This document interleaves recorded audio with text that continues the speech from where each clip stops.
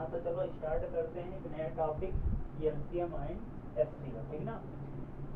LCM और HCF में आप ये समझ लीजिए कि ये एक ऐसा टॉपिक है जिससे आपके मतलब कि यूपी टेट हो या फिर सुपर टेट हो या फिर सीटेट जैसे एग्जाम में कोई भी मतलब कि जो अध्यापक पात्रता परीक्षा होता है, चाहे वह जिस राज्य का हो, उसमें इस चैप्टर से आप मान कर चलिए कम से कम 2 क्वेश्चन तो पूछे जाते हैं, ठीक ना। 2 से 3 क्वेश्चन आप इसके देखने को आपको मिल सकता है। तो पहले हम ये समझ लेते हैं कि एलसीएम क्या होता है, एचसीएफ क्या होता है। देखिए ये ऐसा मतलब कि कहने का मेरा मतलब ये है कि इससे ये नहीं कि डायरेक्ट मैं जो कह रहा हूँ डायरेक्ट आपको 2 से 3 क्वेश्चन मिल सकते हैं, लेकिन इसका यूज जो है और जो जितने भी टॉपिक आप पढ़ोगे, चाहे आप परसेंटेज पढ़ो, ठीक ना, परसत्ता पढ़ो या फिर लाभ हानि पढ़ो या फिर अनुपात समानुपात पढ़ो, हर एक चैप्टर में इसका यूज होगा, ठीक ना। तो उन सबके कॉन्सेप्ट अगर आपको अच्छी तरह समझना है, पहले आपको एलसीएम और एचसीएफ आना चाहिए।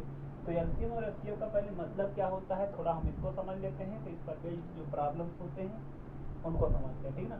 तो देखिए एलसीएम क्या होगा।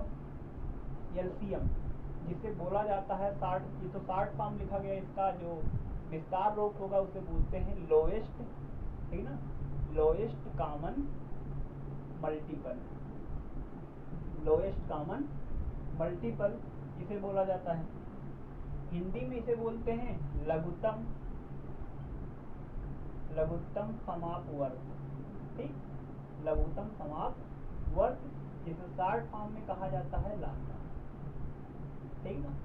ये 60 फॉर्म में क्या बोलेंगे, लासा। और जो दूसरा लिखा गया है एचसीएफ, जिसका मतलब विस्तार रूप होगा हाईएस्ट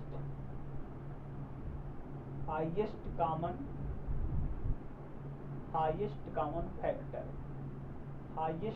फैक्टर। इसका हिंदी रूपांतरण क्या होगा, इसे बोला जाता है महत्तम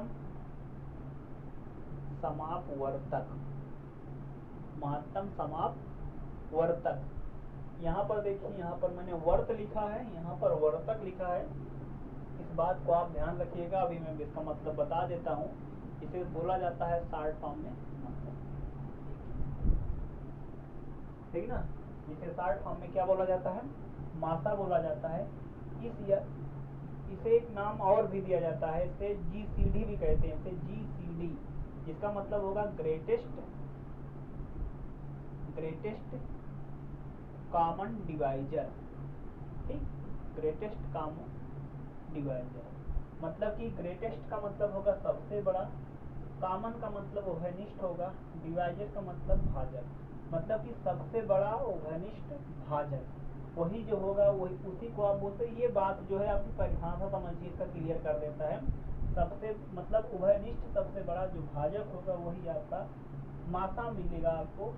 अब देखिए यहाँ पर लासा को समझने के लिए हम पहले समझ लेते हैं समापवर्त क्या होता है, समापवर्तक क्या होता है। तो देखो समापवर्त का मतलब होगा, समापवर्त जो लिखा गया है, समापवर्त का सीधा सीधा आप ये मतलब समझिए कि एक समापवर्त का मतलब होगा सबसे छोटा गुणज, ठीक ना।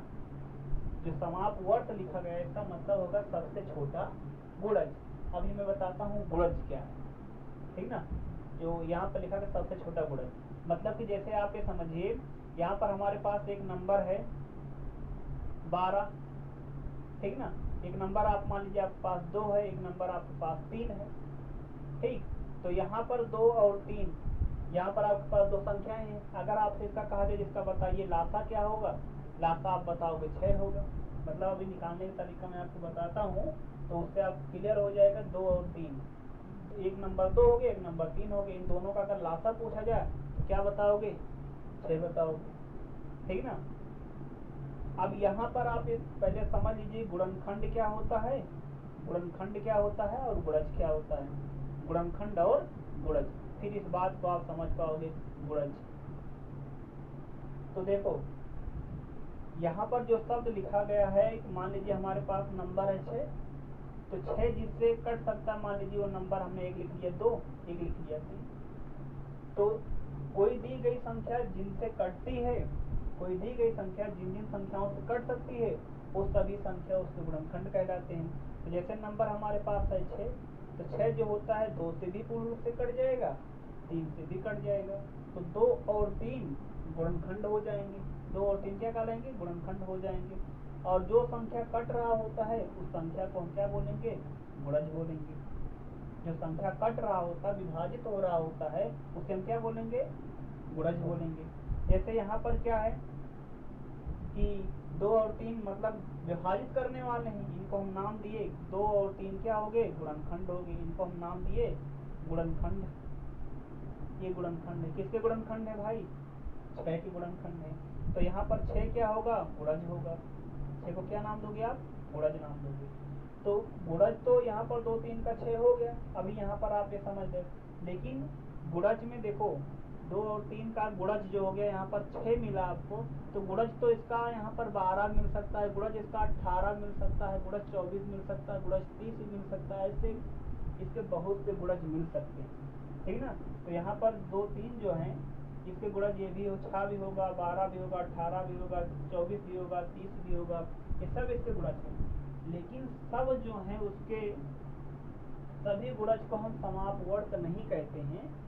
इन गुणज में से जो सबसे छोटा गुणज होगा वही समापवर्त कहलाएगा। इसीलिए मैंने यहाँ पर लिखा सबसे छोटा गुणज, ठीक ना। तो सबसे छोटा गुणज अगर आप देखोगे क्या है? 6, ठीक ना। तो जो सबसे छोटा गुणज होगा उसी सबसे छोटे गुणज के लिए आप इस शब्द का यूज करोगे, समापवर्त शब्द का यूज वहीं पर आप करोगे, ठीक ना। ये तो इसका मतलब हुआ, ठीक। अब आपको ये भी बात क्लियर हो जाना चाहिए गुणनखंड और गुणज क्या होते हैं। गुणनखंड का मतलब मैंने आपको बता दिया, कोई दी गई संख्या जिन जिन संख्याओं से कटता है वो गुणनखंड कहलाते हैं। और जो संख्या मतलब कट रहा होता है, विभाजित हो रहा होता है, वो गुणज कर। जैसे 6 है, 2 से कटेगा तो 6 का एक गुणनखंड हो गया 2, 6 का एक गुणनखंड हो गया 3। कौन संख्या कट रहा है? 6, इसलिए 6 क्या कहलाएगा? गुणज कहलाएगा। तो ये तो हुआ गुणज और गुणनखंड का मतलब। और समापवर्त का मतलब होगा सबसे छोटा गुणज। और सबसे छोटा गुणज जो होगा वही आपका, आप यही समझिए, सबसे छोटा गुणज जो होगा उसी सबसे छोटे गुणज को ही हम क्या बोलेंगे? लासा बोलेंगे। इसलिए यहाँ पर बोला गया, देखो ला मतलब होगा लघुत्तम, समापवर्त का मतलब होगा सबसे छोटा गुणज, ठीक ना। तो सबसे छोटा गुणज जो होगा वही जो होगा आपका क्या कहलाएगा? लासा कहलाएगा। अब यहाँ पर देखिए जो दूसरा शब्द यहाँ पर लिखा गया है मासा। मासा वाले पार्ट में आप ये देखिए यहाँ पर लिखा गया समापवर्तक, ठीक। समापवर्तक, समापवर्तक शब्द आप तब यूज करिएगा। समापवर्तक का मतलब ये होगा, आप ये समझिए सबसे बड़ा, सबसे बड़ा उभयनिष्ठ, ठीक ना। सबसे बड़ा उभयनिष्ठ गुणनखंड। यहाँ पर गुणज लिखा गया, यहाँ पर गुणनखंड लिखा गया। मतलब एक ऐसा नंबर होगा सबसे बड़ा होगा, और जो संख्याएं हमारे पास होंगी 2 3 जो कुछ भी होगा उनमें वो कॉमन होगा गुणनखंड। जो कॉमन मतलब फैक्टर होगा सबसे बड़ा। जैसे हमने यहाँ पर लिख दिया, यहाँ पर हमारे पास एक नंबर है, मान लीजिए 12 एक नंबर है, और एक नंबर हमारे पास है 20, 2 नंबर हमारे पास है। तो हम इसका पहले कर लेंगे गुणनखंड। इसका अगर हम गुणनखंड करते हैं तो यहाँ पर जब गुणनखंड किया जाता है, याद रखिएगा गुणनखंड हमेशा अभाज्य गुणनखंड किया जाता है। अभाज्य गुणनखंड का मतलब उसके जितने भी फैक्टर आप लिखिए, ठीक ना, वो सभी अभाज्य रूप में होने चाहिए। अभाज्य रूप का मतलब जैसे कि अभाज्य संख्याएं जो होती है उसी रूप में होनी चाहिए। जैसे हमने इसका लिखा 2, फिर यहाँ पर लिख दे रहा हूँ 2 गुणे 2 गुणे 3। अब यहाँ पर देखिए 2 दुनाए 4, 4 तिहाई 12। यहाँ पर जो 20 लिखा गया है, 20 को आप लिखोगे 2 गुणे 2, 2 दुनाए 4 और 4 पंचे 20। ये इतना हो गया। अगर आप इनका निकालते हो क्या नाम है, समापवर्तक निकालते हो, मतलब सबसे बड़ा उभयनिष्ठ गुणनखंड निकालते हो, तो सबसे बड़ा क्या होगा? उभयनिष्ठ पहले आप देखिए जो दोनों में कॉमन है, एक बार 2 मिल गया, इसको लिखिए गुणा है, गुणा कर दिए गए, एक बार फिर 2 मिल गया, फिर ठीक ना। अब तो कोई नंबर कॉमन नहीं है, तो यहाँ पर क्या हो गया 4। तो 4 ही वह सबसे बड़ा, मतलब कि आप बोल सकते हो इन दोनों में गुणनखंड होगा। मतलब कि 12 का एक गुणनखंड तो 4 होगा, क्योंकि 12 जो 4 से कटता है, और 20 भी जो होता है 4 से कटता है। तो ये 4 एक ऐसा मतलब कि सबसे बड़ा इन दोनों में गुणनखंड है जो इस संख्या को भी पूर्ण रूप से विभाजित कर देगा, सबसे बड़ा है। इसलिए उभयनिष्ठ भी ये दोनों में है, यहाँ भी देखो 4 4 दोनों में है। गुणनखंड है क्योंकि काटने वाला है, इसलिए वहाँ पर आप यूज करोगे समापवर्तक, ठीक ना। तो ये इसका मतलब हुआ कि सबसे बड़ा उभयनिष्ठ गुणनखंड जो होगा उसके लिए हम यूज करेंगे समापवर्तक, और सबसे छोटा जो गुणज होगा उसके लिए हम यूज करेंगे समापवर्तक। ये तो इन दोनों का मतलब हुआ, ठीक ना। नहीं तो कुछ लोग बस इसी को इसको ये बोल देते हैं लघुत्तम समापवर्तक, महत्तम समापवर्तक, जबकि दोनों शब्द का मतलब होता है कुछ जो मैंने आपको समझाने की कोशिश किया, ठीक ना। अब हम आपको समझाते हैं क्या नाम है कि लासा निकाला कैसे जाता है। पहले हम इसका डेफिनेशन समझ लेते हैं, फिर इसका बेस्ड जो प्रॉब्लम्स होंगी उनको सॉल्व करते हैं।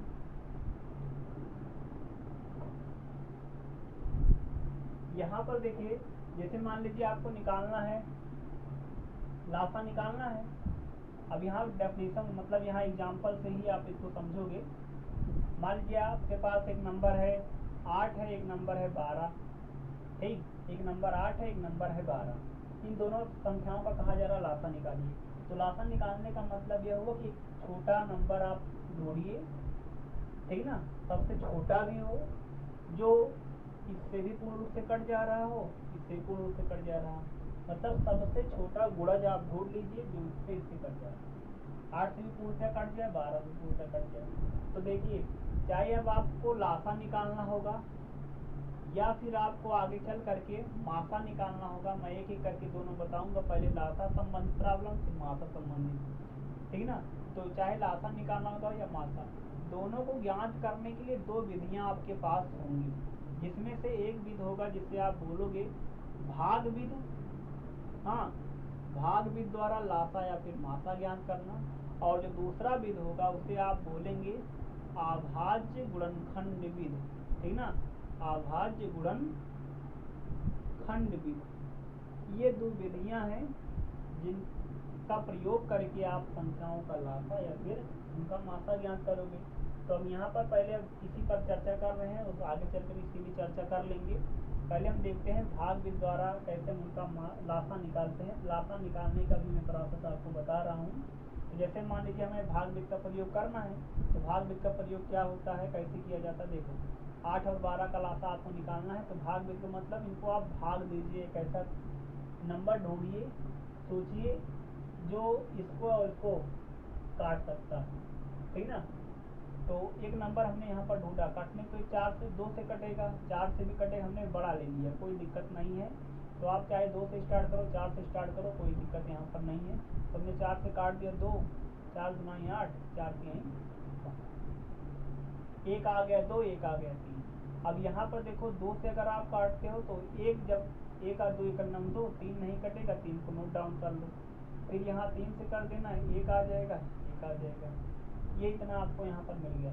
अब अगर आपको लिखना है, इसका लासा निकालना है, तो लासा कैसे लिखोगे, जो जिससे आप डिवाइड किए उसी गुणा करा लो। 4 गुणे में 2, गुणे में क्या आ गया 3, तो 4 दूना 8 से कितना आ जाएगा 24 आ जाएगा। तो 24 यही वह छोटी से छोटी संख्या है जो 8 से भी और 12 से भी दोनों से पूर्ण से क्या हो जाएगा, विभाजित हो जाएगा। इसलिए हम 24 को क्या बोलेंगे, इन दी गई संख्याओं 8 और 12 का क्या बोला जाएगा, लासा बोला जाएगा। 8 और 12 का एलसीएम अगर आपसे कहा जाए कितना होगा तो बताओगे 24 होगा, ठीक ना।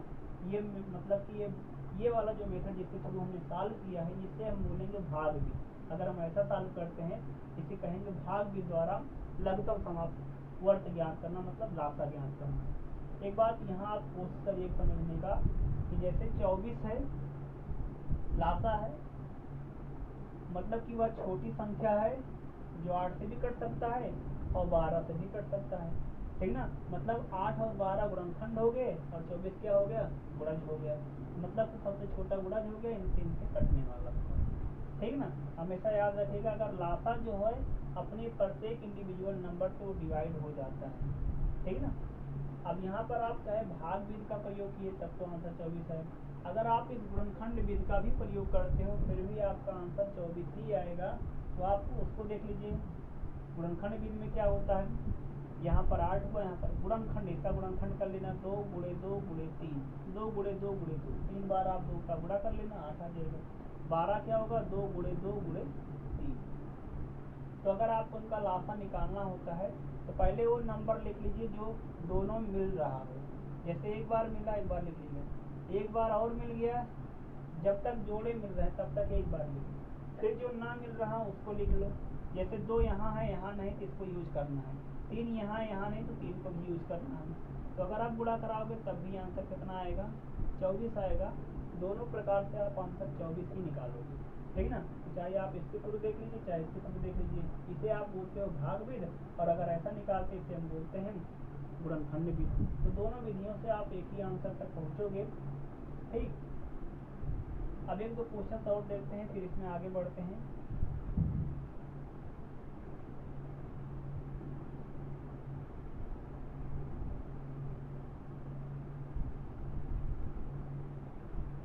जैसे देखिए, अगर आपसे कहा दिया जाए, मतलब यहाँ पर एक नंबर है 12 है, एक नंबर है 15 और एक नंबर है 24, ठीक ना। 15, 12 और 24, इन तीनों संख्याओं का कहा जा रहा है आपसे, इन तीनों संख्याओं का आप लासा निकालिए, ठीक ना। अभी मैं आपको पहले लासा ज्ञात करने की विधि बता रहा हूँ, फिर उसके बाद मासा पर पहुँचेंगे। देखिए यहाँ पर अगर हम इसका लासा निकालते हैं कैसे होगा, पहले हम भाग विधि का प्रयोग कर ले रहे हैं। भाग विधि हम मान लीजिए एक नंबर ढूंढते हैं, एक नंबर सोचते हैं 3, जिससे यहाँ की मैक्सिमम नंबर कट जाएंगी। वही आपको सोचना होता है जिससे यहाँ की अधिकतम संख्या है, या तो तीनों कट जा रही है तो 2 कट जा रही हैं। अगर सब अलग अलग होंगी तो अलग अलग करना भी पड़ेगा। जैसे हम यहाँ 3 लिखते हैं, 3 चौक 12, 3 पच्ची 15, 3 पच्ची 15 होगा, 3 अट्ठे 24, 8 बार हो गया। अब यहाँ पर देखो हम 4 से काट देते हैं, 4 एक नम 4, 5 नहीं कटेगा, 4 दुनाई 8, ठीक ना।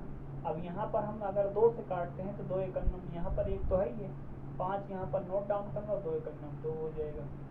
फिर यहाँ पर 5 से करोगे 1 1 1, यही एक एक आपको एकदम नीचे लाना होता है। एक एक लाने का मतलब ये हो गया कि यहाँ की दी गई संख्याएं सब कट जाएगी, सब कट चुकी हैं, ठीक ना। उसके बाद यहाँ वाला जो नंबर आपको मिल रहा होता है वही गुणा करा लीजिए। तो अगर लासा इसका निकालते हो तो 3 गुणे 4 गुणे 2 गुणे 5, तो यहाँ पर हो जाएगा 12, यहाँ हो जाएगा 10, गुणा करा लोगे तो 120 आ जाएगा। तो यही 120 और छोटी से छोटी संख्या है जो 12 से 15 से 24 से सबसे विभाजित हो सकता है। इससे छोटा कोई नंबर नहीं होगा जो तीनों से कटे। छोटा तो है बहुत नंबर कि, लेकिन वो जो होगा या तो 2 से कटेगा, तीनों से नहीं। जैसे मान लीजिए हमने यहाँ पर ले लिया 60, 60 अगर आप यूज करते हो तो 12 पंचे 60, 15 60 लिए हो 15 से कट, लेकिन 60 जो होगा 24 से नहीं कटेगा। लेकिन अगर 120 लिए हो तो 24 पंचे 120, 15 अट्ठे 120, यहाँ पर 12 दाम में 120, तो सबसे कट जाएगा। यही इसका हो गया लासा। तो ये जो लासा निकालने की तो भाग भी से निकाल दिया गया। अगर मान लीजिए हम इसमें गुणनखंड विधि लगाते हैं तो यहाँ पर 12 लिख लेना, यहाँ पर 15 लिख लेना और यहाँ पर 24 लिख लेना। अब यहाँ पर देखो 15 12 24, इसका गुणनखंड करते हैं 2 गुणे 2, 2 दुनाई 4 3 12, यहाँ पर 15 है, 3 बचे 15, 3 गुणे 5 कर ली, 24 है, 8 त्रिक 24, 8 का मतलब 2 गुणे 2 गुणे 2, 8 हो गया। गुणे में यहाँ पर 3 कर लेंगे, 24 हो जाएगा। तो पहले आप ये देख लीजिए जो सब में मिल रहा हो। जैसे यहाँ पर देखो, यहाँ पर 2 बार है, यहाँ पर 3 बार है। अधिकतम बार लिखा जाता है लासा में, अधिकतम बार जो नंबर होता है वो इसी को हम लिख लेते हैं। यहाँ 2 बार है, यहाँ 1 बार भी नहीं है, यहाँ 3 बार है, तो अधिकतम हो गया 3 बार, 2 गुणे 2 गुणे 2 हो गया। 3 यहाँ पर 1 बार, यहाँ भी 1 बार, यहाँ भी 1 बार, तो एक ही बार है तो 1 बार लिख लो, ठीक ना। 5 यहाँ पर है लेकिन और कहीं नहीं है, ये चीज़ लिख दिया गया, ठीक। क्या मैंने किया देखो, यहाँ पर जैसे 3 मतलब 2 जो है 3 बार है, यहाँ 2 बार है, यहाँ 1 बार नहीं है। अधिकतम बार लिखा जाता है जो नंबर होता है, अधिकतम बार हमने लिख लिया। अब यहाँ 3 है, यहाँ 3 है, यहाँ 3, इसको लिख लिया। 5 यहाँ है, यहाँ नहीं है, ठीक ना। तो इसमें क्या होता है, लासा में जो मिल रहा होता है उसको अधिकतम बार, अधिकतम जितने बार हो उसको लिख लो, फिर जो ना मिल रहा हो उसको गुणा करा लो, सबको गुणा करा लो। अब यहाँ देखो 8 पंचे 40, 4 3 12, 120, तो यहाँ से भी आप आंसर 120 निकालोगे, ठीक ना। जो मेथड है जिससे आप क्या नाम लासा ज्ञात कर सकते हैं, संख्याओं का लासा ज्ञात कर सकते हैं, ठीक। अब यहाँ पर देखिए ये तो लासा ज्ञात करने का तरीका हुआ। अब इसके बाद आप इसमें इससे थोड़ा और टाइप पर आप आइए, जो क्वेश्चन से पूछे जाते हैं वो हम उसकी तरफ बढ़ रहे हैं धीरे धीरे। जैसे अगर मान लीजिए आपको कुछ क्वेश्चन पावर में दे दिए जाएं। पावर में कहने का मेरा मतलब ये है कि जैसे यहाँ पर लिख दिया गया है 3 घात 2 लिख दिया गया है, हाँ 3 घात 2 लिख दिया गया, 3 घात 4 लिख दिया गया है, 3 घात 5 लिख दिया गया है, ऐसे नंबर लिख दिए गए हैं। 3 घात 2, 3 घात 4, 3 घात 5 का बताइए लासा क्या होगा। इनका हमसे पूछा जा रहा है लासा बताइए। 3 घात 2, 3 घात 4, 3 घात 5 का लासा। तो अगर इनका लासा निकालना होगा तो पहला एक मतलब लासा जब निकालना होगा तो लासा मैंने आपको बताया है सबसे छोटी संख्या होगी जो दिए गए प्रत्येक नंबर से डिवाइड हो जाएगी, ठीक ना। तो एक बात तो ये है कि जब इनके आधार समान हो, पहले तो आप यहाँ देखिए, यहाँ 3 घात 2 है, यहाँ पर 3 घात 4 है, यहाँ पर 3 घात क्या है 5। तो अगर यहाँ पर आधार समान है, आधार समान होने के केस में अगर तीनों जो भी नंबर दिए गए 2, 3, 4, 5 जितने भी नंबर दिए गए हों, अगर सबके आधार बेस नंबर सेम हो तब इनका जो लासा होता है सीधा सीधा आप निकाल सकते हो। जो उच्चतम घात वाला होगा, धनात्मक होने पर अगर घात धनात्मक है तो उच्चतम घात वाला पद जो होगा वही आंसर हो जाएगा। तो 3 घात 5 इसका आंसर बन जाएगा, क्योंकि 3 घात 5 का मतलब क्या हुआ, 3 घात 5 मतलब जो 3 है आधार नंबर को 5 बार लिखो, गुणा कराओ, 3 गुणे 3 गुणे 3 गुणे 3 गुणे 3, 3 3 9 3 27 81 गुणे 3 3 243 आएगा। इसको गुणा कराओगे 243 आ जाएगा। तो यही वो सबसे बड़ी संख्या होगी जो इससे भी कटेगी, इससे भी कटेगी, इससे भी कटेगी, ठीक ना। यही वो सबसे बड़ी संख्या आपको मिल चुकी है, ठीक। अब यहाँ पर देखिए, अगर यही पावर अगर निगेटिव में होता, जो भी यहाँ पर हमने लिखा 3 घात -2 होता, 3 घात यहाँ पर -4 होता, 3 घात यहाँ पर -5 होता। तो मैंने आपको केवल ये बताया कि आधार समान होने पर, अगर आधार समान है, आधार समान होने पर, ठीक ना, आधार समान होने पर क्या देखा जाता है, उच्चतम घात वाला पद देखते हैं। उच्चतम घात वाला पद जो होता है वही हमारा क्या बनता है, लासा बनता है, ठीक ना। उच्चतम घात वाला पद क्या बनेगा, लासा। अब यहाँ पर देखो आधार तो सबका सेम है, जैसे यहाँ आधार सेम है वैसे यहाँ भी आधार सेम है। उच्चतम घात क्या है, अब यहाँ पर घात में देखो -2 है, -4 है, -5 है। यहाँ पर उच्चतम क्या है, मतलब सबसे ज़्यादा सबसे बड़ा जो नंबर है -2 है, -2 उच्चतम है, -4 देखो कोई भी है जो 2 का ऋणी है और अगला जो है 4 का ऋणी, अगला जो है 5 का ऋणी है, कर्जदार है, तो सबसे कम तो यही है ऋणी ना। तो जो सबसे कम ऋणी है उसका मतलब कंपैरिजन में उनकी तुलना में ज़्यादा है, अमीर है, उसे आप समझ सकते हो। इस प्रकार से आप थोड़ा मतलब लॉजिक लगाइए।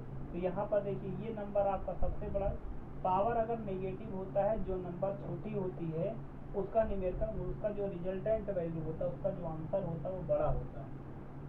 तो 3 घात नेगेटिव का मतलब ये नंबर आपका बड़ा होगा, ये नंबर उससे छोटा, ये नंबर उससे भी छोटा हो गया।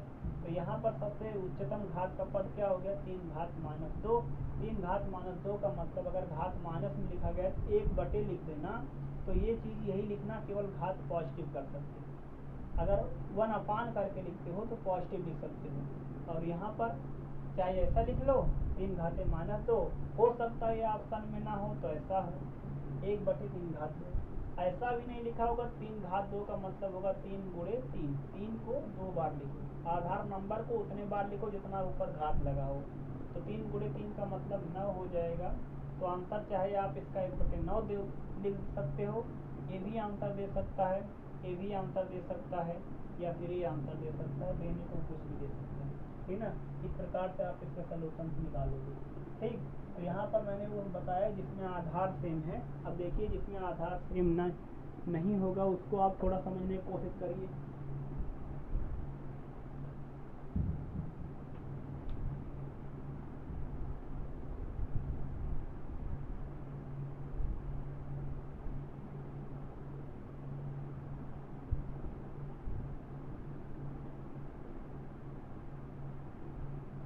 ऐसे नंबर हम यहाँ पर यूज कर रहे हैं जिसका आधार सेम ना हो। लेकिन उससे पहले एक चीज़ और आप समझ लीजिए कि आप मासा निकालने का एक बेसिक मेथड अभी आप समझ लीजिए, क्योंकि उसमें आपका वो मासा प्रयोग किया ही जाएगा, इसलिए हम पहले आपको मासा ही बता देते हैं। या उससे पहले एक चीज़ आप लासा का और समझ लीजिए कि मान लीजिए आपसे कहा दिया जाए जिसमें आप डार्ट गुणा करा सकते हो, जैसे 2 हो गया, 3 हो गया, ठीक ना, इनका कहा दिया जाए लासा बताओ, डार्ट जल्दी बताना होता है। तो ऐसे संख्याएं यूज किए जाएंगे जो आप में अगर आपको पता होगा डार्ट यूज कर सकते हो। उसके लिए अगर आपको पता हो संख्या पद्धति जो मैंने आपको बताया है पहले, ठीक ना, संख्या पद्धति जो इसके पहले समझाया गया पूरा, वहाँ पर देखिए संख्या पद्धति मैंने आपको बताया है अभाज्य संख्याएं, ठीक ना। अगर संख्याएं अभाज्य होती हैं, प्राइम नंबर होती हैं, तो उनका जो लासा होता है उनका गुणनफल ही उनका लासा हो जाता है। जैसे 2, 3 दोनों प्राइम नंबर हैं, तो अगर इनका लासा कहा दिया जाए तो इनको गुणा करा लो तो कितना आ जाएगा 6। यहाँ पर 2, 3, 5 ये भी क्या है, प्राइम नंबर है। 2, 3, 5 ये प्राइम नंबर है, मतलब कि अभाज्य संख्या है, ऋण संख्या है, तो उनका लासा जो हो जाए गुणनफल कितना आ जाएगा 30 आ जाएगा। 7 और 5 प्राइम नंबर है। प्राइम नंबर का मतलब एक ऐसे संख्याएं जो केवल 1 से कटते हों या स्वयं से कटते हों उन्हीं को हम बोलते हैं प्राइम नंबर, अभाज्य संख्याएं कहते हैं। जो 1 से कटते हैं या फिर स्वयं से कटेंगे वही होंगे प्राइम नंबर। तो ये सभी संख्याएं प्राइम, अगर प्राइम नंबर होंगे तो उनका गुणनफल उनका क्या होता है, लासा होता है। इसको आप कंसेप्ट के तौर पर आप याद रखिएगा, इसको आप हमेशा के तौर पर याद रखिएगा तो आप जल्दी क्वेश्चन सॉल्व कर। 7 और 5 प्राइम नंबर है, 35 हो जाएगा। यहाँ पर मान लीजिए यहाँ पर 7 लिख देगा, 9 लिख देगा, 11 लिख देगा, ये सब प्राइम नंबर इनका गुणनफल हो जाएगा, इनका गुणनफल इनका लासा हो जाएगा। अगर इनका गुणनफल करते हो तो 963 63 गुणे 11 कर लोगे, 63 का 11 से गुणा करा लोगे तो यहाँ पर 3 हो जाएगा, 9 हो जाएगा और यहाँ पर 6 हो जाएगा, ठीक ना। यही हो जाएगा, इनका गुणनफल हो जाएगा। इस प्रकार से आप इनका आंसर जल्दी बता पाओगे। तो अगर संख्याएं अभाज्य होंगी, अभाज्य संख्याओं का गुणनफल इनका लासा होता है। जैसे यहाँ पर हमने लिख दिया 1 लिख दिया गया, यहाँ पर हमने लिखा 2, यहाँ पर 3, यहाँ पर 5, यहाँ पर 7, यहाँ पर 2 हो गया, सॉरी यहाँ पर 9 नहीं होगा, अभाज्य संख्या में 9 नहीं आता है, 7 और 77 यहाँ पर 2, 3, 5, 7, यहाँ पर हमने लिख दिया 11, ऐसे लिख दिया गया। अब यहाँ से कहा जाए जरा बताइए इनका लासा कितना होगा, लासा आपसे पूछा जा रहा है। तो लासा अगर आप इसका निकालते हो तो लासा क्योंकि सभी संख्याएं अभाज्य हैं तो गुणनफल लासा हो जाएगा।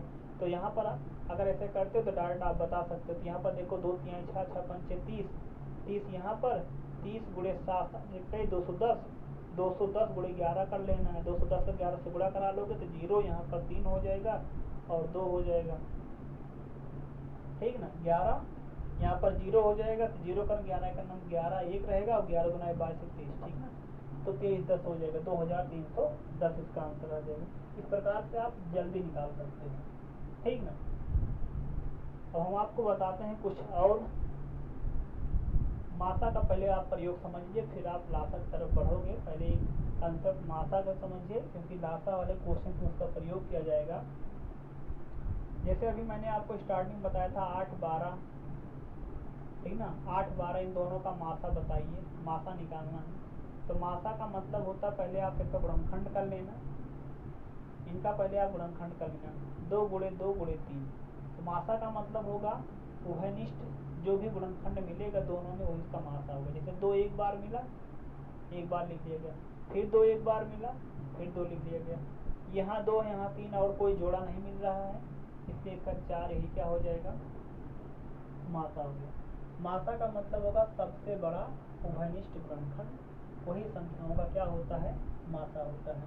तो 4 ही सबसे बड़ा संख्या, 4 ही सबसे बड़ी संख्या होगी जो मतलब कि 8 को भी पूर्ण रूप से काट सकता है और 12 को भी। गुणनखंड मतलब काटने वाला, गुणज मतलब कटने वाला, तो ये गुणनखंड होता है जो इसको पूर्ण से काट सकता है, ठीक ना। यही इतना बात आपको समझना था। जैसे मान लीजिए और यहाँ पर एक नंबर दे दिया जाए, यहाँ पर हो गया एक, मान लीजिए 12 हो गया, एक हो गया 15 हो गया, एक हो गया 24, यहाँ पर एक 15, यहाँ पर एक 24 ले लीजिए। आपसे इनका पूछा जा रहा मासा बताइए, तो मासा जब निकालोगे यहाँ पर 2 गुणे 2 गुणे 3, 15 को लिखोगे 3 गुणे 5 और यहाँ 24 को लिखोगे 2 गुणे 2 गुणे 2 गुणे 3, 2 दूना 4 दूना 8 24। अब यहाँ सब में जो कॉमन हो घनिष्ठ हो, यहाँ 3 है, यहाँ 3 है, यहाँ 3 है, तो इनका मासा कितना आ जाएगा 3, क्योंकि और कोई नंबर यहाँ पर नहीं मिल रहा है, इसलिए मासा यही यहाँ पर 3। तो 3 ही सबसे बड़ा गुणनखंड है जो इसको तीनों को काट सकता है, ठीक ना, एक बार में काटने वाला। ये बात समझ में है। एक बात और यहाँ पर समझना, अगर संख्याएं आपकी अभाज्य संख्याएं, हाँ, तो अगर अभाज्य संख्याएं हैं तो याद रखना है अभाज्य संख्याओं का मासा जो होता है हमेशा 1 होता है। जैसे यहाँ पर 2 और 3 लिख दिया गया, अभाज्य संख्या, इनका मासा कितना आ जाएगा 1 हो गया।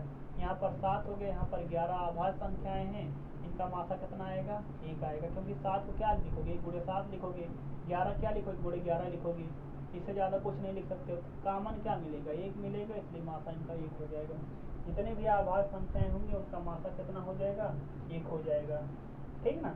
इतना याद रखिएगा, मासा 1 हो जाएगा, लासा उनका गुणनफल हो जाएगा, ठीक। ये सब बेसिक बातें हैं जो आपको याद रखना चाहिए। अगर ये सब बातें याद रहेंगे तो आप क्वेश्चन सॉल्व कर पाओगे जल्दी।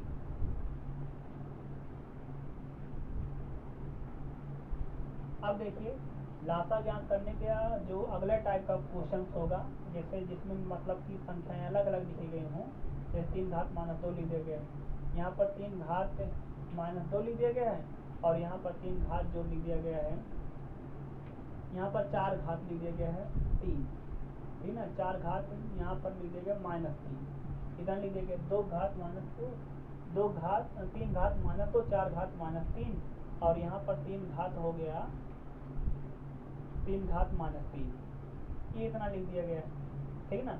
अगर आपसे कहा दिया जाए इनका बताइए कि मासा क्या, लासा बताइए, अभी आप इनका लासा ज्ञान करिए, तो जब लासा ज्ञान करोगे तो पहला काम तो ये होता है कि हम इनको भिन्न के रूप में बदल लें। जो ऐसे संख्याएं जब दिए जाते हैं पहला काम ये होता है उसको हम भिन्न के रूप में बदल लेते हैं। जब आप भिन्न के रूप में इनको बदलोगे तो देखो क्या होगा। ये चीज़ अभी मैंने आपको बताया कि जब भिन्न के रूप में बदलते हैं, जैसे ये चीज़ है तो यहाँ 1 कर लेंगे तो ये चीज़ जो नीचे लिखेंगे तो पावर पॉजिटिव हो जाएगी, और जो जैसे ये भी है इसको भी हम ऐसे कर लेंगे 4 घात 3 हो जाएगा, ऐसे इसको भी कर लेंगे तो 1 बटे लिख देंगे 3 घात 3 हो जाएगा। अब इसको हम थोड़ा और सॉल्व कर लेंगे, ये चीज़ अगर आप माइंड में कर पाओ तो ज़्यादा बेटर होगा। तो यहाँ पर इसका क्या मतलब होगा 1 बटे 3 घात 2 का मतलब 3 का 2 बार गुणा, 3 का 2 बार गुणा करोगे 3 गुणे 3 मतलब कि 9 हो जाएगा, ठीक ना। यहाँ पर इसका मतलब होगा 4 का 3 बार गुणा, 4 गुणे 4 गुणे 4, तो 4 चौक 16 चौका 64 हो जाएगा। और यहाँ पर क्या होगा 3 का 3 बार गुणा, 3 गुणे 3 गुणे 3 27 हो जाएगा, ये चीज़ हो गया। तो कुल मिलाकर के अगर मुझे इन संख्याओं का लासा निकालना है तो कहने का मतलब मुझे इस भिन्न का क्या निकालना है, लासा निकालना है। चाहे आप ये समझ लो या उसी बात को आप ऐसा भी बोल सकते हो, इसका मुझे लासा निकालना है। अब एक बात और आना चाहिए आपको समझ में कि ये तो ऐसा क्वेश्चन हो गया कि उसके लिए मुझे भिन्न का लासा मासा आना चाहिए, तो उसमें कोई बड़ी बात नहीं है। अगर भिन्न का लासा मासा निकालना होता है तो उसको थोड़ा समझ लीजिए क्या करना है उसमें। तो अगर लासा निकालना है भिन्न का, तो याद रखना है किसी भिन्न का जब आपको लासा या फिर मासा निकालना होता है, भिन्न का लासा ज्ञात किया जाता है। कैसे ज्ञात करते हैं, भिन्न का मतलब यही होगा कि जो p/q के फॉर्मेट पर होगा, अंश बटे हर के रूप में जो लिखा गया होगा, एक तरफ अंश लिखा है, जो अपान है ना बटा जो कि उसके ऊपर वाला पार्ट अंश होगा, न्यूमरेटर पार्ट जो नीचे लिखा होगा उसे बोलेंगे हर, डिनोमिनेटर होगा। तो अंश बटे हर के रूप में अगर कोई पद लिखा गया होगा, कोई संख्या लिखी गई होगी, तो उसे हम बोलेंगे भिन्न है वो, ठीक है ना। और उसका हम क्या निकालेंगे, मतलब उसका हमें निकालना होगा क्या, लासा। तो जब मुझे इसका लासा निकालना होगा, एक भिन्न तो दिया नहीं जाएगा, एक से अधिक भिन्न रहेंगे तभी लासा मासा कॉन्सेप्ट लगता है। तो याद रखिएगा जो जब ऐसा रहेगा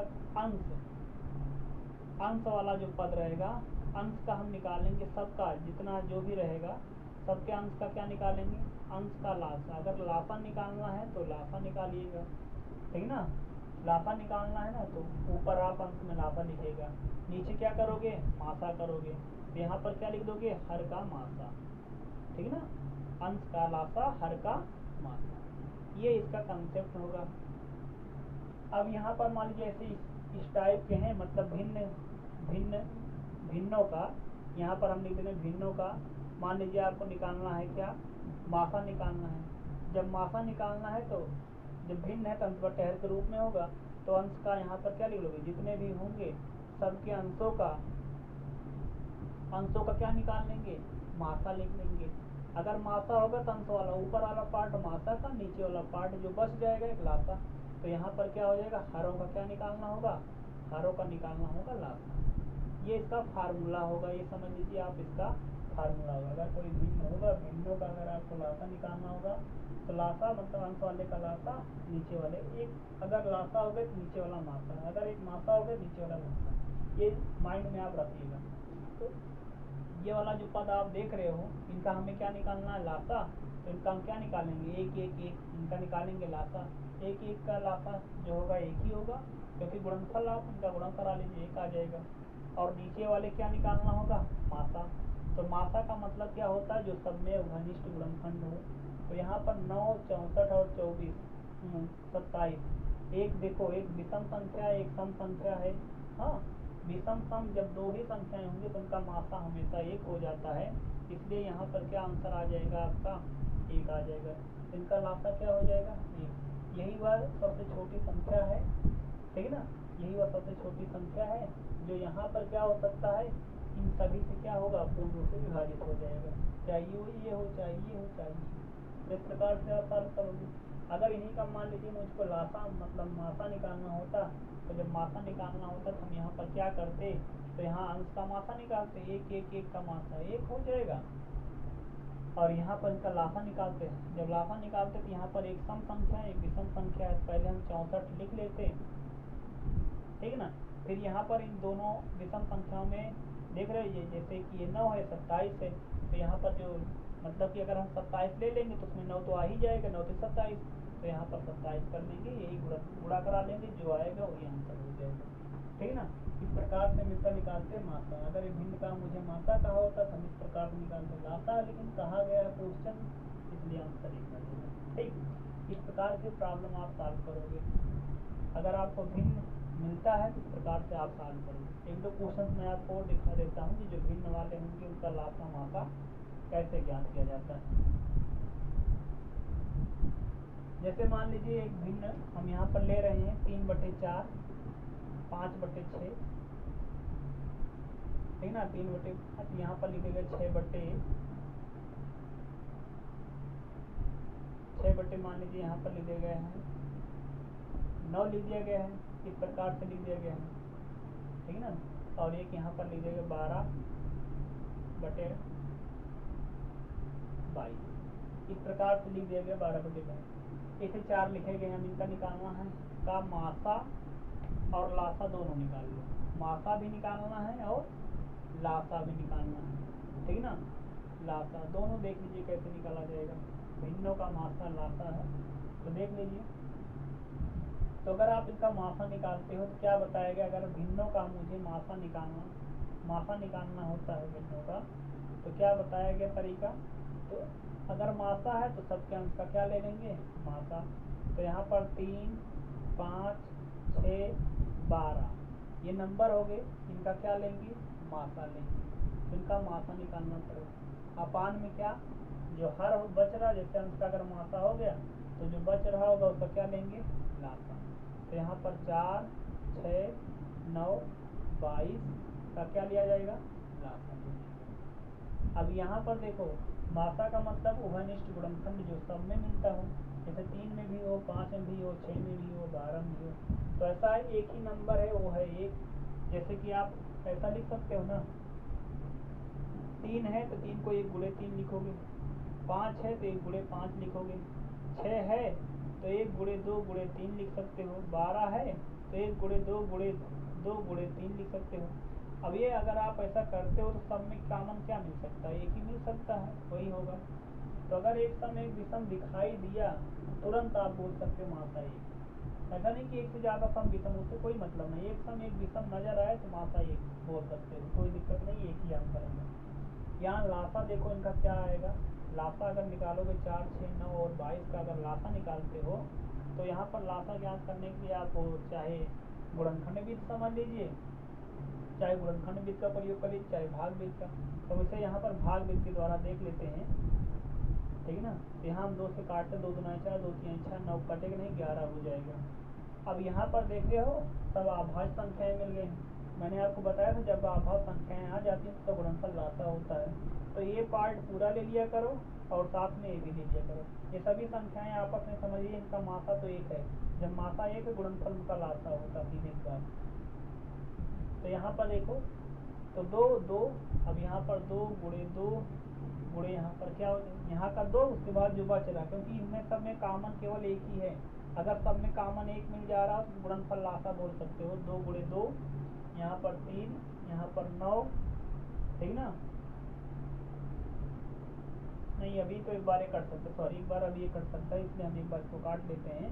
हम इसको भी मतलब 3 से काट देते हैं। तो यहाँ 2 हो जाएगा, यहाँ 1 हो जाएगा, यहाँ 3 हो जाएगा, यहाँ 11 हो जाएगा। अब देखिए अब ये बन गया है कि इनका मासा जो हो रहा है, यहाँ पर ये देख रहे हो यहाँ पर 1 मिल रहा है, तो 2 1 3 और 11। अब यहाँ पर देखिए, अब अगर आप इसको कराओगे तो यहाँ पर 2 हो जाएगा, यहाँ 3 हो गया, यहाँ का 2, यहाँ का 3, यहाँ का 11, गुणा करा लीजिए आंसर बन जाएगा इसका। तो यहाँ पर कितना हो जाएगा 6, 6 गुना 12 और 12 3 36, 36 गुणे 11, 36 का अगर 11 से गुणा कराओगे कितना आ जाएगा, तो यहाँ पर 6 6 3 9 3 396, इसका गुणनफल आ जाएगा 396। ये इसका आंसर हो जाएगा। तो अगर इस प्रकार से मासा निकालना होगा तो इस प्रकार से आप करोगे, ठीक। अब देखो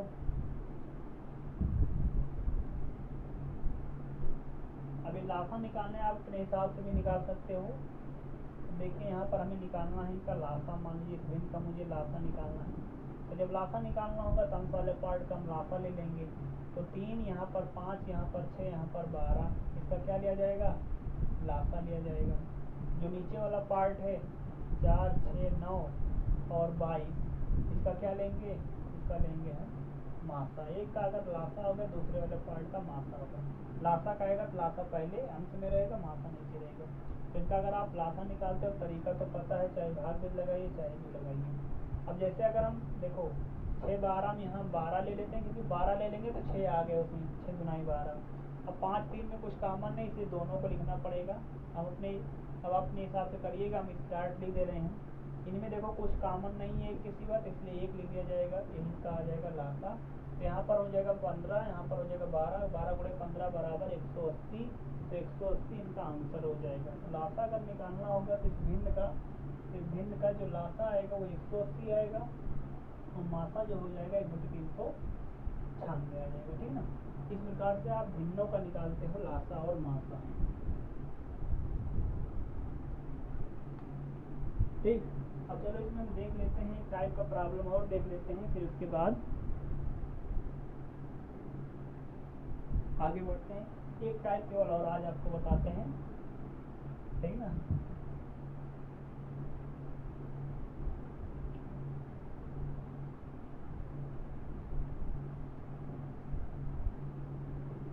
जैसे यहाँ पर देखिए आपको अगर मान लीजिए पॉइंट में दे दिया जाए 0.4 0.60 पॉइंट, यहाँ पर 0.4 लिखा गया, 0.60 लिखा गया है, और उसके बाद लिखेगा पॉइंट यहाँ पर 100, इतना लिख दिया गया है।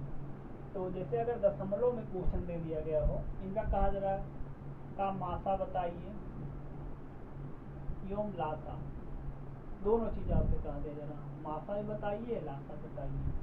तो पहला काम आप ये कर लिया करो कि ये देखा करो कि दशमलव के बाद, ठीक ना, दशमलव के बाद मैक्सिमम कितना नंबर आया है, मैक्सिमम कितना डिजिट आया है। नंबर नहीं देखना है, डिजिट देखना है, कितने अंक आए हैं। दशमलव के बाद केवल 1 अंक, दशमलव के बाद 2 अंक, दशमलव के बाद 3 अंक। तो एक में 1 अंक, एक में 2 अंक, एक में 3 अंक आया है। अधिकतम जितना अंक आया हो वो नंबर लिख लिया करो 3 अंक। और अब दशमलव को भूल जाइए, दशमलव एज्यूम कर लो नहीं है। अब यहाँ पर अगर दशमलव भूलते 3 अंक तक सबको बना लो, तो ये बन जाएगा 400, ये बन जाएगा, देखो 3 अंक तक बनाना है तो 60 है, तो 1 0 बढ़ा लेंगे, 3 अंक हो गया इसका भी, इसमें 3 है, ये चीज़ हो गया। अब आपके पास ये समझिए जो काम आपको इसमें करना था वो काम आप इसमें करिए। अब कुल मिलाकर के ये समझिए कि हमें इसका 400 का 100, 400 का 600 का और 100 का मासा और लासा निकालना है, ठीक ना। बस यही इसका इतना मतलब था, यही इतना काम आपको यहाँ करना था। तो यहाँ पर अगर हम इसको सॉल्व करते हैं, पहले इनका मासा निकालते हैं। तो मासा का मतलब मासा अगर आप इसका निकालते हो, जैसे 400 को निकालना है तो 400 लिख सकते हो कि 2 गुणे 2 गुणे मतलब डायरेक्ट मैंने लिख दिया 100। अब 600 को अगर लिखना है तो 600 को लिख सकते हो 2 गुणे 3 गुणे 100, और जो 100 लिखा गया है 100 को लिख सकते हैं 1 गुणे 100। मासा का मतलब जो सब में कॉमन हो, तो यहाँ पर सब में कॉमन मिलेगा 100। वैसे भी दे सकते हो 2 जीरो लास्ट में, यहाँ भी यहाँ भी यहाँ भी, तो 2 जीरो रहेगा और मतलब 100 है तो वहाँ पर 1 तो लिखा ही जाएगा। तो यहाँ पर 100 सब में कॉमन, अगर लास्ट में 1 जीरो है जिसका मतलब सब में 10 कॉमन होगा, लास्ट में सबके 2 जीरो है सब में 100 कॉमन होगा, लास्ट में सबके 3 जीरो है तो 1000 कॉमन होगा। साथ ही साथ हमको नंबर देख लेना होता है, यहाँ 1 6 और यहाँ पर 4, इसमें कॉमन 1 है इसलिए 1 लिख दिया जाएगा गुणनफल करके, ठीक ना। अब यहाँ पर आ गया, आपको मिल गया 100, इसका मतलब इनका जो मासा मिल गया 100 मिल गया। जब मासा 100 मिल गया तो हमारे इस नंबर का है ना, हमारे नंबर में तो यहाँ दशमलव है 3 अंक में, तो उधर से हम देखते हुए जाएंगे 1 2 3, राइट से लेफ्ट साइड में आइएगा, 3 अंक बाद दशमलव लगा देना। आपका जो एक्चुअल आंसर, जो सही आंसर आपका होगा अकॉर्डिंग टू क्वेश्चन, जो आंसर होगा वो दशमलव के बाद 3 अंक देखिए, 1 2 3 अंक में लगाना है, 1 2 3, राइट से आना है लेफ्ट साइड, इधर से इधर आना है आपको, ठीक ना, इधर से इधर मतलब कि राइट से आना होगा लेफ्ट साइड, 1 2 3 तो लगाओगे 1 2 3 यहाँ लग जाएगा। जब यहाँ लग जाएगा तो यहाँ लगाओगे तो यहाँ 1 0 यहाँ हो जाएगा। तो आप इसको ऐसा लिखो, यहाँ कुछ नहीं है तो यहाँ 0 आप लिख सकते हो, तो 0.100, इसी बात को 0.1 लिख सकते हो। 0.1 लिखने का मतलब 1/10 लिख सकते हो, अगर आपको दशमलव का प्रारूप पता हो तो, नहीं तो आगे मैं बताऊंगा, तो उसको 1/10 भी आप लिख सकते हो। ये तो हो गया इनका मासा।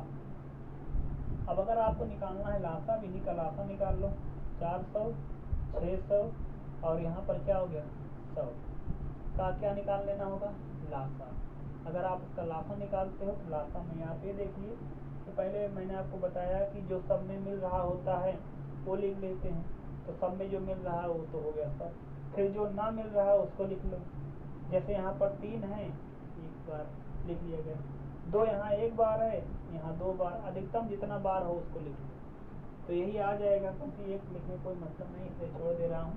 तो यहाँ पर 4 यहाँ 12 गुणे 100 1200 आएगा, तो यहाँ पर जो 1200 आ जाएगा ये तो इनका हो गया लासा, लेकिन 1200 ये इसके अनुसार है ना, हमें इसके अनुसार देखना है, इसलिए 3 अंक बाद लगाएंगे, राइट टू लेफ्ट आएंगे 1 2 3, तो यहाँ पर लगाएंगे तो आंसर हमारा हो जाएगा 1 यहाँ मैं लिख दे रहा हूँ 1.200, 1.200, चाहे ऐसा लिखो चाहे 1.2 लिखो, यही इनका हो जाएगा आंसर, ठीक ना। तो इस मतलब कि जो क्वेश्चन दिया गया है, इस क्वेश्चन का अगर मासा कहेगा तो 1.1 या 1/10, और लासा बोलेगा तो 1.2 आएगा या 1.200। बातें दोनों एक ही हैं, इस प्रकार से आप इस क्वेश्चन से लासा और मासा ज्ञान सकते हैं, ठीक ना। एक क्वेश्चन मैं आपको और बता देता हूँ दशमलव वाले, जिससे आपका कुछ बेसिक क्लियर हो जाए, फिर इस पर बेस्ड जो और प्रॉब्लम्स होंगे जो एग्जाम में पूछे जाते हैं वो सब मैं आपको अगले लेक्चर में बताऊंगा, लेकिन आज ये बेसिक केवल था, आपको बेसिक पता होना चाहिए था, इसलिए आज इस क्लास में केवल बेसिक मैंने आपको बताया, ठीक ना। समझिए कि जैसे आपके पास एक क्वेश्चन है, पॉइंट यहाँ पर 3 लिख दिया गया, यहाँ पर लिखा तो 0.327 लिख दिया गया, और यहाँ पर पॉइंट यहाँ 243 लिख दिया गया, इतना लिख दिया गया। आपसे कहा जा रहा है इनका बताइए मासा और लासा, बताओ कितना होगा। मासा और लासा दोनों निकालना है, तो मासा देखो तो यहाँ पर दशमलव बाद अधिकतम कितने अंक है 3, यहाँ 2 यहाँ 1, तो अधिकतम कितना अंक का जा रहा है दशमलव बाद 3, तो 3 अंक तक आप बनाइए, इसको क्या लिख सकते हो 300, इसको क्या लिख दोगे 227, इसको क्या लिखोगे 243, ये हो जाएगा। अब इन्हीं का क्या निकाल लेना होगा, इन्हीं का निकाल लो, क्या निकालोगे क्या मासा। जब मासा निकालोगे तो मासा मतलब जो सब में वो घनिष्ठ होगा। 300 को क्या लिखोगे, जो 300 लिखा गया है 300 को क्या 3 गुणे 100 लिख सकते हो, इससे ज़्यादा, और 100 को चाहो तो तोड़ कर लिख लो, लेकिन लिखने कोई मतलब नहीं इसलिए मैंने छोड़ दिया। 270 है, 270 का मतलब होगा 3 गुणे 3 गुणे 3 27, 27 दहम में 270 हो जाएगा। अब यहाँ पर उसको तोड़ने का कोई मतलब नहीं है, क्योंकि 247 जो होगा सबसे अलग है, 247 लिखा गया है, 247 का मतलब होगा 2 नहीं 3 गुणे 3 गुणे 3 गुणे 3 गुणे 3, ठीक ना। 3 3 9 तो 27 3 81, 81 गुणे 3 मतलब 243 आ जाएगा। तो ये जो हो गया। अगर आप इनका मासा निकालते हो जो सब में कामन है वो ढूंढा जाता है। तो कामन सब में क्या मिलेगा 3, बाकी तो देखो कामन तो यहाँ 3 है, यहाँ भी है, लेकिन यहाँ नहीं है। सब में कामन मिलना चाहिए, वही चीज़ होता है। यहाँ पर मिल गया 3। तो यहाँ पर जो 3 आया है तो इसके अनुसार आया, हमें इसके अनुसार 3 अंक बाद देखना है। तो राइट टू लेफ्ट आएंगे, 3 अंक पर लगाएंगे। यहाँ एक ही है, तो जब एक ही अंक दिखाई दे रहा है तो यहाँ पर 3 लिखो। 3 अंक तुमको आना, एक ही अंक है ना, 0 बढ़ाते हुए चले आओ। 3 अंक जब हो जाए दशमलव लगा दो, ठीक ना। तो इसका आंसर हो जाएगा 0.003, ठीक ना, 0.003 इसका आंसर हो जाएगा। इस बात को आप ऐसा लिखो या इस बात को ऐसा भी लिख सकते हो, 3 लिख करके नीचे लिख सकते हो 1 2 3 1000, ठीक ना। इसको 3/1000 भी लिखा जा सकता है अगर दशमलव में, मतलब इस दशमलव को भिन्न में बदलते हो तो ये चीज़ इसको आप ऐसा लिख सकते हो। दशमलव बाद 3 0 मतलब 3 अंक, इसलिए 1000 से भाग करा दोगे, हट जाएगा चीज़। अब यहाँ पर देखिए, अब इसका अगर आपको निकालना है, लासा निकालना है, तो यहाँ पर 300। अब देखो यहाँ पर मैं सीधा निकाल दे रहा हूँ इनका लासा, ठीक, इन्हीं का निकाल रहा हूँ लासा। तो मासा कंसेप्ट था, अब यहाँ पर लासा निकाल दे रहा हूँ। जब लासा निकालोगे इनका, तो मैंने आपको क्या बताया, जो सब में मिल रहा होता है पहले उसको लिख लेते हैं। जैसे 3 यहाँ पर है, एक बार मिल रहा, अधिकतम अगर हो तो उसको लिखा जाता है। जैसे यहाँ पर 3 एक ही बार है, यहाँ एक बार, यहाँ 3 बार, यहाँ कितने बार, 5 बार। तो अधिकतम वाले को लिख लिया करो, 3 गुणे 3 गुणे 3 गुणे 3, इतना हो गया। अब अधिकतम बार लिख लोगे तो ये भी कवर हो चुका, उसमें ये भी कवर हो चुका, खत्म। अब यहाँ 100 है, यहाँ 10 है, यहाँ 100 है। अधिकतम कौन बनेगा इस दोनों में, क्योंकि गुणनखंड तो दोनों, मतलब यहाँ पर अगर 100 गुणनखंड करेंगे 10 तो मिल ही जाएगा, तो उसमें क्या मिल जाएगा 100। 100 आप लिख दो, बड़ा नंबर लिख दिया जाएगा। तो लासा क्या हो जाएगा, यहाँ पर हो जाएगा 243 से हो जाएगा, और 100 से गुणा हो जाएगा, बढ़ा देना 0, ठीक ना। ये तो हो जाएगा इनका लासा। इस प्रकार से आप इन संख्याओं का लासा मतलब इसके आधार पर बन गया। लेकिन आपको पता होगा कि इनका लासा मुझे पॉइंट बेस पर निकालना है, इसलिए हम 3 अंक बाद लगाएंगे। और जब 3 अंक बाद लगाओगे तो यहाँ पर 1 2 3 तो 24.3 आ जाएगा। तो 24.3 इसका क्या बन जाएगा, लासा बन जाएगा, और ये जो होगा उसका मासा, ठीक ना।